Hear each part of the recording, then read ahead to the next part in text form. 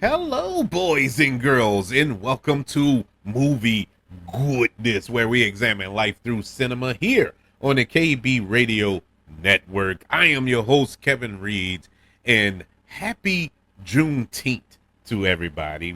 Juneteenth is just a few days away from the time of the release of this episode, and also, being as though it is June, it is Black Music Month. And so we want to celebrate Black Music Month as we do every year here on the KB Radio Network, as well as Juneteenth. So I figured, you know what, we're going to celebrate everything blackness today, and we're going to combine the two. But mainly, we're going to discuss Black Music Month. In particular, we're going to talk about one particular artist. In the past, been kind of going by genre. I think last year we discussed jazz, I believe. I think the year before that was hip hop. And so I figured, you know what, instead of just going by genre, let's single out one particular artist from a genre that we didn't touch in the past couple of years discussing Black Music Month. And so the genre is reggae. The artist is none other than Bob Marley. When you think of reggae music, this is the king of reggae music. This is a lot of people who were introduced to reggae was through Bob Marley. And just recently, there was a film that came out showcasing a portion of his life. It wasn't his entire autobiography, but a portion of his life. Bob Marley, One Love, which came out, I think, late last year, and it starred Kingsley Benadir as Bob Marley. And I didn't get around to reviewing that film, and I saw it when it came out, but for some strange reason, it fell through the cracks. And I say fell through the cracks. I actually recorded a review, and I don't know what happened. I don't know what happened to it. It got lost, or I deleted it on accident or something. I don't know what happened. Or maybe I did release it or something. I couldn't find it. I don't know what happened. But regardless, since it feels like a perfect storm of it being Juneteenth, of it being Black Music Month, and we're so close from the release, or not too far removed from the release of that film, let's just put it in a gumbo pot and do it all today. Bob Marley, One Love will be our review at the end of this episode. But before we get to that review, we're going to discuss the life of Bob Marley, the history of Bob Marley. And in case you don't know who Bob Marley is, we're going to touch in on a lot, because there's a lot about this man that was very, very interesting, very inspirational in a lot of ways, controversial in a lot of ways, head scratching in some other ways. So there's a lot of meat on his bone, and I'll save that to when we talk about the movie. But I know there are a small contingent of listeners out there who probably don't know who Bob Marley is, and and it's weird. It's weird to me because I've been knowing who Bob Marley was my entire life, even though he passed away when I was like 2 or 3 years old. But I knew who Bob Marley was, and he made an impact even after his death. When I really understood what reggae music was, I know who Bob Marley was, even though the man was dead and gone. But there are a lot of people who was born in the 90s, dare I say in the 2000s, who are listening to this show, and thank you for listening, by the way, who have no earthly idea who Bob Marley is. Well, Bob Marley is, or was, a Jamaican singer and songwriter, and he helped introduce reggae music to the world and remains one of the genre's most beloved artists, having sold over 75 million records. In 1963, Bob Marley and his friends formed the Wailing Wailers, which eventually became Bob Marley and the Wailers.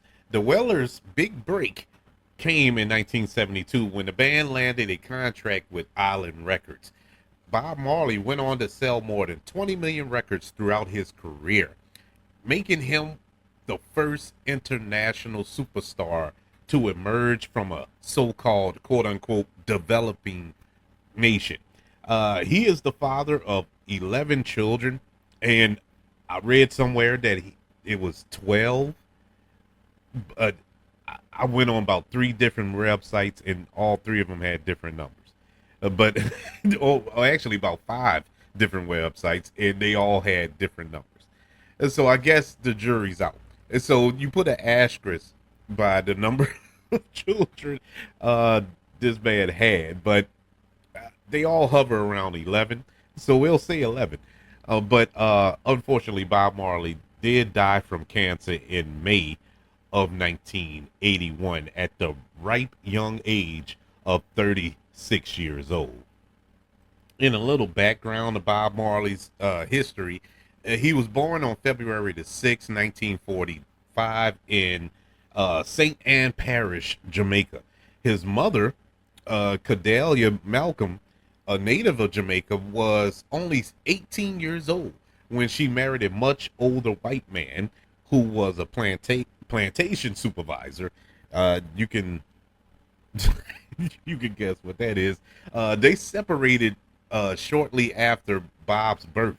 Norvell Marley, who is his father, a white man, he's originally from England.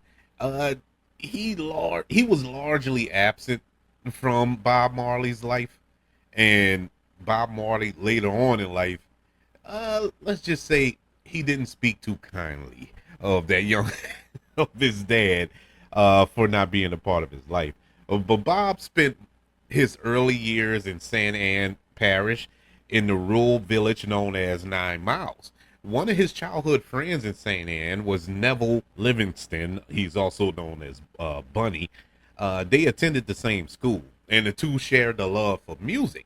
And Bunny inspired Bob Marley to learn to play the guitar. Later, Livingston's father and Bob Marley's mother ended up getting together. They end up getting into a relationship with one another. So the two of them end up living together for a time in Kingston, Jamaica. Upon arriving in Kingston, Jamaica in the late 1950s, Bob Marley lived in Trenchtown, which is one of the city's poorest neighborhoods. He struggled in poverty, but he found inspiration in music around him. Trenchtown had a number of successful local performers and was considered the Motown of Jamaica. Sounds from the United States also drifted in over the radio and through the jukeboxes. Bob Marley liked such artists as Ray Charles, Elvis Presley, Fats Domino, shout out, and the Drifters. And Fat Domino get a shout out because New Orleans, a good shout out for the 504 boy. Bob Marley and Bunny devoted much of their time to music. Under the guidance of Joe Higgs, Marley worked on improving his singing abilities. He met another student of Higgs, Peter McIntosh, later Peter Tosh, who eventually played an important role in Bob Marley's career. Local record producer Leslie Kong liked Bob Marley's vocals and had the teenager record a few singles, the first of which was Judge Not, released in 1962. Although he didn't fare well as a solo artist, Bob Marley found some success joining forces with his friends. In 1963, Bob Marley, Bunny, and McIntosh formed the Welling Wellers. Their first single, Simmer Down, went to the top of the Jamaican charts in January of 1964. By this time, the group also included Junior Brathwaite, Beverly Carso, and Cherry Smith. The group became quite popular in Jamaica, but they had difficulty making it financially. The latter three that I just mentioned earlier left the group, and so the remaining members drifted apart for a time as well, and Bob Marley went to the United States where his mother was living. After 8 months, Bob Marley returned to Jamaica. He reunited with Livingston and McIntosh to form the Wailers. Also around this time, Bob Marley was exploring his spiritual side and developed a growing interest in the Rastafarian movement. Both religious and political, the Rastafarian movement began in Jamaica in the 1930s and drew its belief from many sources, including Jamaican nationalist Marcus Garvey, the Bible's Old Testament, and their African heritage and culture. It also considers the use of marijuana, known as the holy herb, sacred because of the drug can produce heightened spiritual states. Bob Marley smoked marijuana throughout his life and was an advocate for its legalization. For a time in the late 60s, Bob Marley worked with pop singer Johnny Nash, I'm sorry. Nash scored a worldwide hit with Marley's song Stir It Up. The Wailers also worked with producer Lee Perry during this era. Some of their successful songs together were Trenchtown Rock, Soul Rebel, and 400 Years. Now, as Bob Marley began to have his many children, uh, he continued his musical career. The Wailers added two new members in 1970, bassist Ashton Family Man Burnett and his brother Carlton Burnett, who was the drummer. The following year, Bob Marley worked on a music soundtrack in Sweden with Johnny Nash. The band got its big break in 1972 when the Wailers landed a contract with Island Records, founded by Chris Blackwell. The group's first full album under the new label was a critically acclaimed Catch a Fire from 1973. To support the record, the Wailers toured Britain and the United States in 1973, performing as an opening act for both Bruce Springsteen and Sly and the Family Stone. That same year, the group released their second full album, Burning, featuring the hit song I Shot the Sheriff. Rock legend Eric Clapton released a cover of that song in 1974, and it became a #1 hit in the United States. Before releasing their next album in 1975, Natty Dread, two of the three original Wailers left the group. McIntosh and Livingston decided to pursue solo careers as Peter Tosh and Bunny Wailer. Natty Dread reflected some of the political tensions in Jamaica between the People's National Party and the Jamaican Labor Party. Violence sometimes erupted during these conflicts, Rebel Music, 3 O'Clock Roadblock, was inspired by Bob Marley's experience of being stopped by an army members late one night prior to a 1972 national election.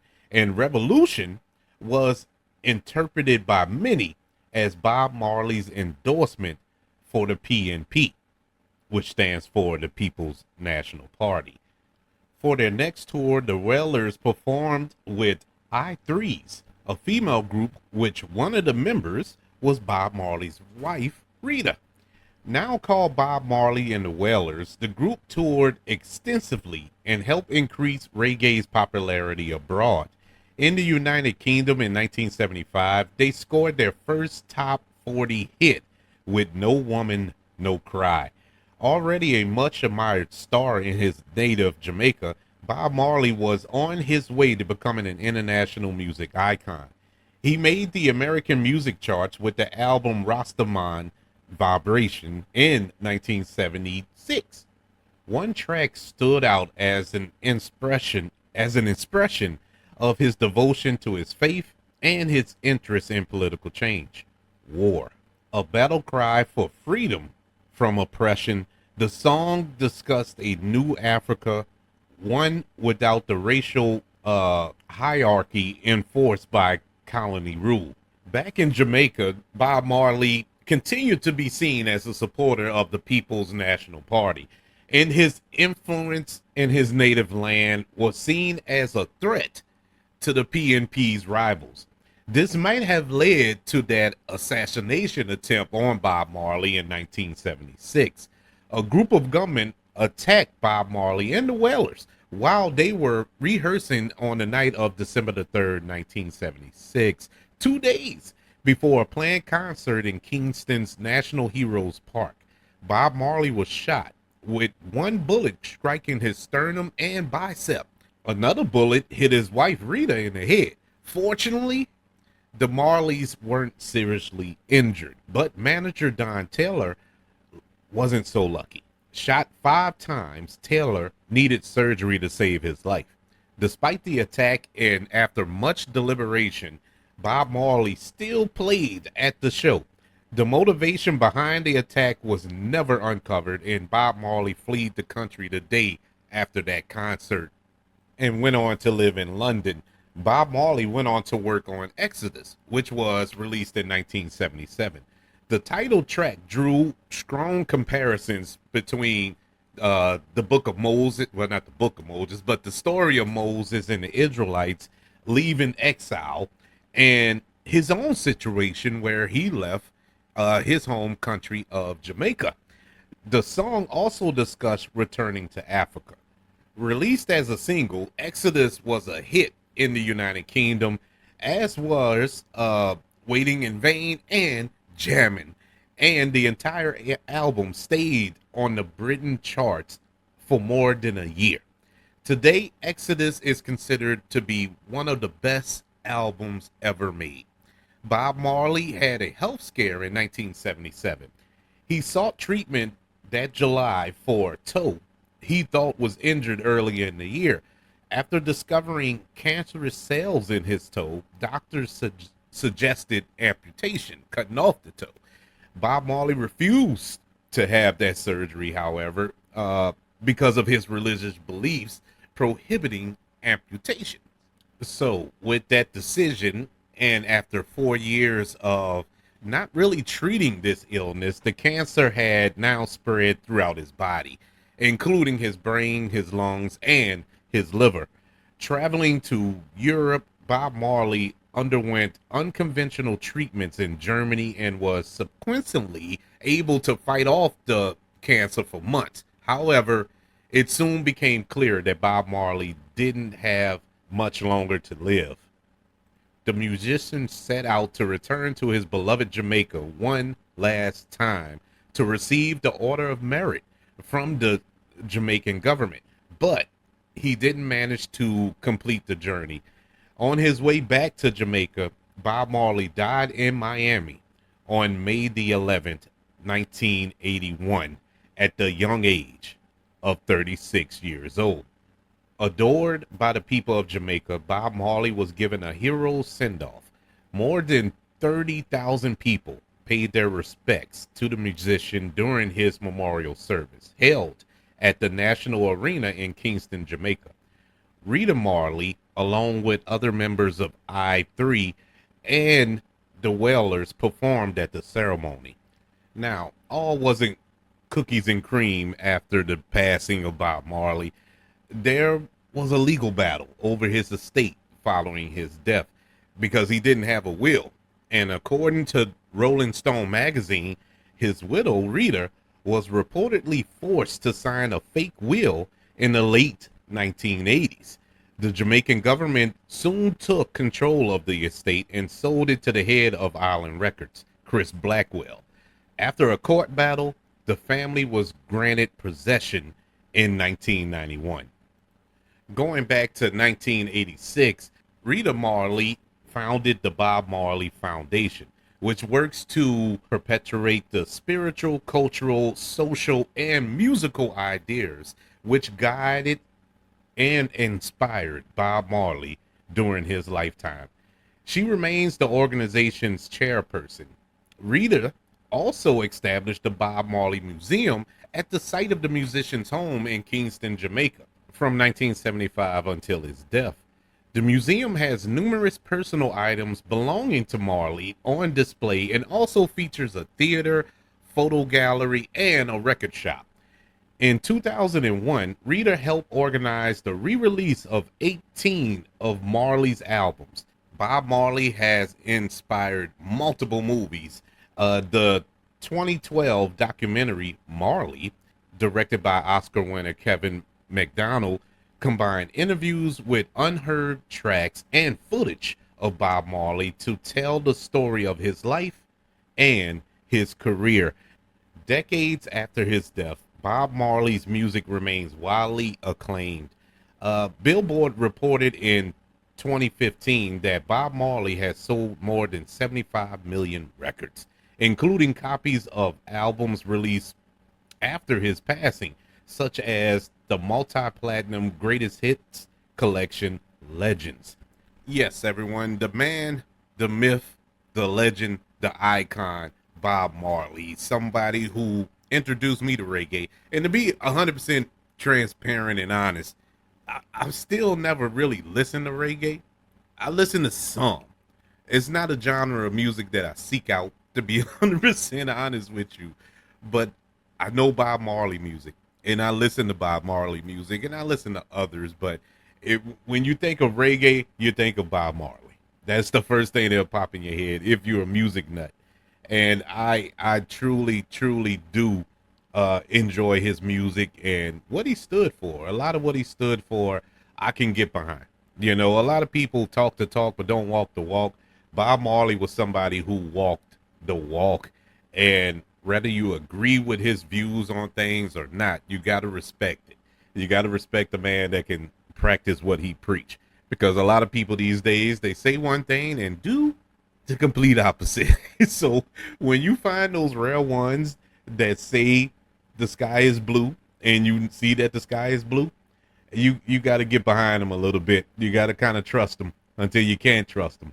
But I do respect Bob Marley and what he had done even outside of music, and it is an honor of mine to honor him this month, Black Music Month. Our honoree here on the KB Radio Network, Bob Marley. So, since we've been discussing Bob Marley, why not dive into his biopic as our review here on Movie Goodness today? It is none other than the 2024 biographical drama musical Bob Marley, One Love, which stars Kingsley Ben-Adir as Bob Marley, also Lashana Lynch as Rita Marley, directed by Ronaldo Marcus Green, who has previously directed Will Smith into his first Oscar win by directing King Richard. He jumped from that biopic drama to this biopic drama of Bob Marley, One Love. This was a highly anticipated film for me. When I first saw the trailer, I was moved by that trailer. It looked like it was going to be just one of those musical biopics that we've gotten, I don't know, in the past 5-6 years. It seems like they've been hitting. Hollywood has been hitting on the biopics. You know, Bohemian Rhapsody, about Queen and Freddie Mercury, to be more accurate. Really good movie. I enjoyed that film. Rocket Man, that was based on Elton John's life. Enjoyed that film as well. And so it was been kind of a renaissance of these biopics about these musicians as of late, and they've been pretty good. They've been pretty decent. You know, we have a Michael Jackson film coming out, I think next year, and that's going to be interesting. That's going to be real interesting. They've been talking about a Prince. Now, that's the one. That's the one. They can't mess that one up for me. I'm a huge Prince fan. And so if they mess that up, I'm done. But I was excited for this. And plus, with Ronaldo Marcus Green directing, I wasn't the biggest King Richard fan. And to be honest with you, I did not think that Will Smith's performance in that film was worthy of an Academy Award. But I get it. You know, Hollywood is Hollywood. I just didn't. I guess that was more of a lifetime achievement thing for Will Smith, because I feel Will Smith's best performance, and I know I'm going on a rant. We're supposed to be talking about this Bob Marley movie, but I got to get this off my chest. Will Smith's best performance was I Am Legend, a film that I never saw coming. I did not think that Will Smith can hold that film together, truly carry that film entirely by himself for 95% of that film, and he did an excellent job. He had everything, his emotion and all that. I feel that he should have won for that, or been nominated for that, and that didn't happen. Going back to King Richard, it was fine, but I didn't see Oscar worthy out of that performance. That movie really bored me, and that was the point I was trying to get at with this. Same director, and pretty much the same tone. I was kind of bored with this Bob Marley film, but not the same way. I was bored with it because I was expecting more about Bob Marley's life, and we didn't get that. This really was a film that was set, I would say, between like a 10-year period, the last 10 years of Bob Marley's life. And I wanted to see his entire life. I wanted to see him engage more with the political aspect. They didn't really touch in on that much. It was touched in on, but it didn't touch in on it enough for me. Him with the 50 children that he had, 11 or 12, depending on who you ask. That really wasn't touched in more. And I don't think I touched in on it when we was going over his biography. They weren't for Rita. He had children with Rita. I think he has 5 children with Rita, but the rest were from outside. They were outside contributors to that cause there. But he had up some kids, but that's neither here nor there. They didn't touch in on that too much. Just a little hint to it here and there. They touched in on him getting shot. They touched in on him leaving and all that there. Like I said, just the last 10 years of his life. And I felt that this person, this man, this legend deserved more. His actual story to be told. The entire life story to be told. And how did we get to? How did he change? How did he get these views that he strongly stood by? We didn't get that. We just dove right into this is who he is. Run with it. I feel that if you're not a Bob Marley fan and you don't know about the man's life, and you're probably going to be lost when you start watching this movie. How his music influenced so many in Jamaica, not just Jamaica, but across the world. This was a very popular musical icon around his era, and I felt that it was kind of pity patted around. It was softball, and it should have been major leagues. And I got to go with the direction there. I was kind of disappointed with the direction of this film. The acting, I think Kingsley Benadir did an amazing job. I love Kingsley Benadir.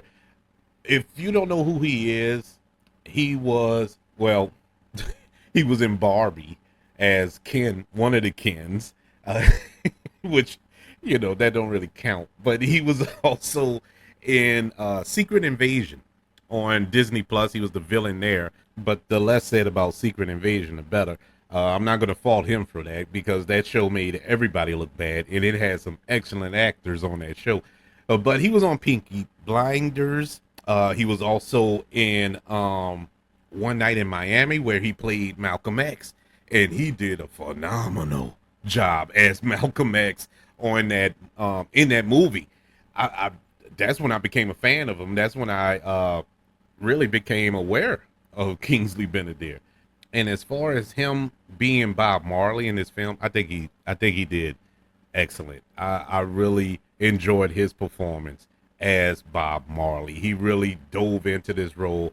Doing a little research, I found out that he had to kind of fight for this role. He really wanted to play Bob Marley. A lot of the, well, not a lot, but one of the big things was he was too tall.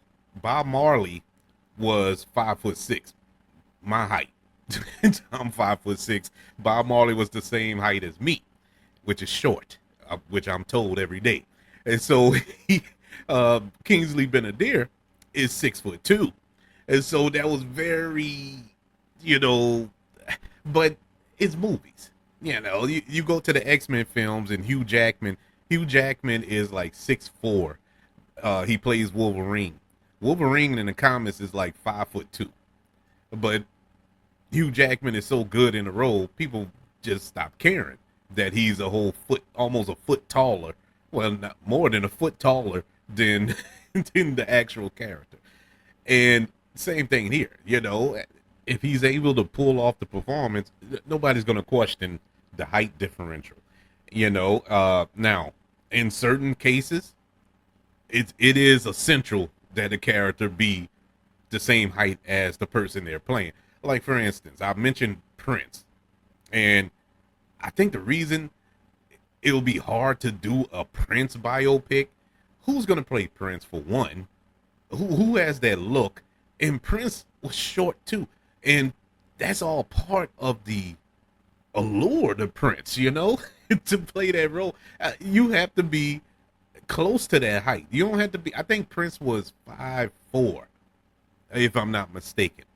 And so you need somebody close to that height. It's not even about complexion and all that, but at least somebody close to that height. But that's for Prince. That and that's my opinion. I could be wrong. They can hire somebody, one of these actors who's 7 feet tall, but if they can capture the charisma, the excitement, the energy of Prince, cool. But that's Prince. Same thing here with Bob Marley. If you're able to capture the core, his mannerisms, his spirit, his charisma, it'll work. And I believe it worked here. Kingsley Benadir did an excellent job portraying Bob Marley. He also lost 40 pounds to play this role. He lost 40 pounds for the screen test. Not once he got the role and he was like, okay, I can commit now to lose the weight. No. He didn't even get the role yet.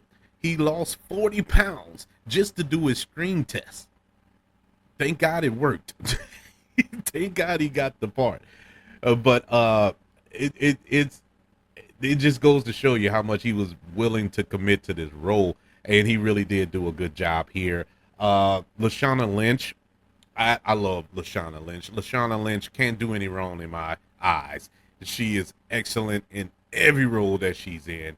I'll Raise You, The Woman King. I'll Raise You, Skyfall, not Skyfall. What was the last James Bond film? No Time to Die. All these other the Marvel roles that she's in. Love Lashana Lynch. And so her playing the wife here was the chemistry between Lashana Lynch and Kingsley Benadir was excellent.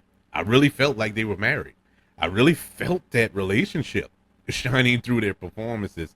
That's like the biggest highlight for me out of this film. Those two actors' performance and their chemistry on screen together. Very enjoyable to watch. The pacing of the film wasn't the best. I felt at times like they sped through certain parts or certain aspects of Bob Marley's life, and then for other aspects they took too much time. It was like they took 3 or 4 scenes for one part, and another part of his life that was very interesting, we only got one scene worthy of screen time, and it was infuriating to watch. But I must say, as far as being accurate, it's very accurate. They didn't take many liberties with the actual story. And I say that knowing that they kind of skipped over a lot. They didn't really touch in on a lot, but it wasn't like they completely changed the character. He is Bob Marley in this film, and they really did showcase that a lot. The things that they did show was accurate, and it was super faithful. From what I know about Bob Marley. Now, I'm not a Bob Marley aficionado. I don't know every single aspect of his life, but the little bits and pieces that I do know, they really touched in on, and it was good to see that thrown up on the big screen. I did enjoy it for the most part because it was good to see this man get a film based on his life, even though it was just a small portion of his life. But overall, I felt it was well made. You know, it looked and felt Jamaican.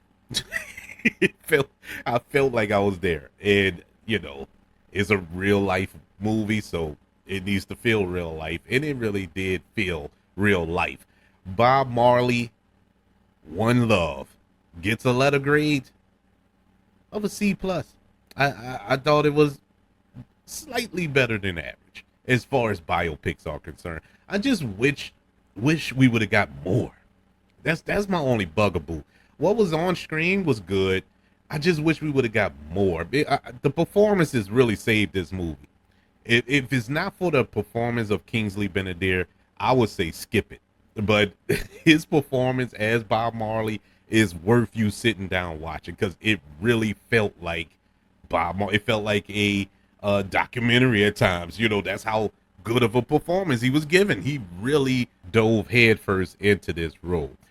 So, Bob Marley, it is Black Music Month, reggae. Go ahead and pop you in some reggae this Juneteenth for Black Music Month. And also, I failed to mention at the beginning of this show, it's Father's Day weekend, at least the time of this release. Happy Father's Day to all the pappies out there. And I guess it fits this episode as well. Being as though Bob Marley fathered up to 12 children. So it all fits, you know. It's like it was meant to be this week. But I would love to know, are you a fan of Bob Marley? Did you listen to Bob Marley music? And if you haven't, if you're not into reggae, and that's fine. That's fine. It's not the end of the world. But I would implore you, if you are a music lover, listen to some reggae. It is some really good music, and especially Bob Marley. It is some good music. It is truly good music and informative and poignant in what he's saying. And so I would employ everybody to check out one or two songs. You know, I think everybody done heard "I Shot the Sheriff." It's some version of it. You know, everybody done heard "Jammin'." I'm pretty sure you didn't heard these songs and you probably didn't even realize it, but because they were covered by another band or another artist or something like that, and didn't even know that it originated from reggae. Because it didn't happen to me before. Trust me, I know. I'm like, wait, that was a reggae song? But in any event, check it out. Check it out. And if you haven't checked out Bob Marley, One Love, I will recommend it. Watch it for the performances. Hey, maybe the movie, maybe I got it wrong. Maybe I got it wrong. And the film caught me on a bad day. It's possible. It didn't happen before. But I don't think I am. But I would love to know, everybody, what's your plans for this Juneteenth and Father's Day? What you got planned for Daddy? What you doing for Pops this week? This weekend, I should say. Aside from getting them a tie and and a pack of socks, what you plan on doing? Are you going to take them out to eat? Or are you going to cook for them or whatever? Well, you know, I guess I give you a little peek behind the curtain. That's what they say. That's what I get every day anyway. At least in this house. And so I was asked what I was getting for Father, and I'm gonna shut up after this. I promise. I was asked what I wanted for Father's Day at the house, and I said nothing. I don't want nothing. I just want to chill. You know, I don't need any gifts and all this here. I'm just happy chilling with y'all. And they kept begging, and I was like, okay, I just threw something out there, and I don't know if it's gonna happen. You know, I don't know if I'm gonna get it, but I'm not looking for it because honestly, I don't care anymore. That used to bother me. What I'm gonna get for Father's Day or what I'm gonna get for Christmas. For the past 2 or 3 Christmases, I've asked for nothing because I don't want anything. All I want is to see smiles on my wife and my kids' face. That's my gift. You know, as long as they happy, I'm happy. And so it then kind of spilled over to birthday it didn't spilled over to Father's Day and all that other good stuff. I don't expect nothing. I don't want anything because I have everything. And so I don't need nothing. But there are some daddies out there who do want something. And so for all of you who are looking for something for dad, just look around the house, see what the interest is. What's your dad into? Is he into yard work? Is he into mechanic work, working on his vehicle, or whatever the case may be? Get him a tool set. Get him a gift card to Home Depot or something like that. I say that because that's what I used to, that's what I used to get my dad every Father's Day, a gift card to Home Depot. That was his spot. He loved to go to Home Depot. Okay, no problem. And so every Father's Day, we'll get him a gift card to Home Depot. And he was happier than a squirrel with a bag of nuts. So there you have it. But before I went on that tirade, I just what are y'all plans for this Juneteenth and Father's Day? You can let me know by emailing the show, kbradiopodcast@gmail.com. Also, look for the show on all social media platforms. Just search for the KB Radio Network. Don't forget about YouTube. We're over on YouTube. Subscribe to the KB Radio Network channel and like this video as well.